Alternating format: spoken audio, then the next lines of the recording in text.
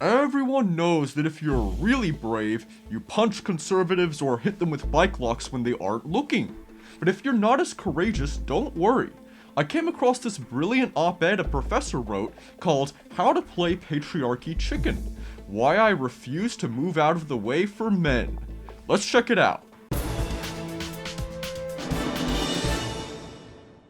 Let me introduce you to Charlotte Riley, a history professor at the University of Southampton. One of my Antifa Black Bloc buddies recently sent me along this column in which Charlotte discussed a game she played on the train one morning called Patriarchy Chicken. There's only one rule apparently, which is not moving aside for men.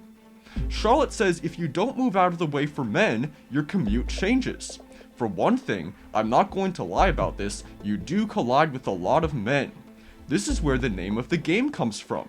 You need to really commit to Patriarchy Chicken. Don't let your social instinct to step to the side kick in. Men are going to walk into you. That isn't your fault. That's right, you don't need to be on the right side of the walkway, or I guess the left side since this is Britain. No, you should be able to walk on whichever side you want. Go backwards, zigzag, you name it. The only license you need is your XX chromosomes. So Charlotte continues, saying that the point of the game is that men have been socialized for their entire lives to take up space.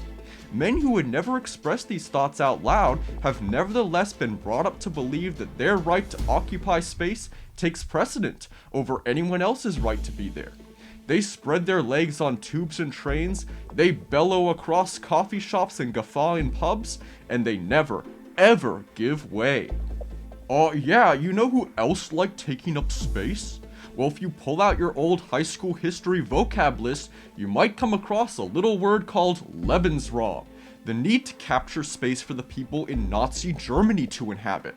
This is why it's okay to, take action against both men and Nazis, many of whom, remember, were men. Hashtag yes all men. Anyways, after finishing Charlotte's op-ed, I was very pleased to see that, between teaching classes and bashing into men on the tube, she still found time to make over 50,000 tweets. And boy, does she get into some good old-fashioned man-slamming. Here's a challenge. Scroll through the tweets where she mentions men and see if you can find one, just one, that doesn't present these scumbags in a totally negative light. Bet you can't. So excuse me, but I've got to go plow into people on the basis of their anatomy. For Campus Unmasked, I'm Prof. Shimshock. Keep on bashing the fash! If you like this video and support our mission, please make sure to comment and subscribe. If something happens on your campus and you'd like us to investigate, send us details using the form on campusunmasked.com.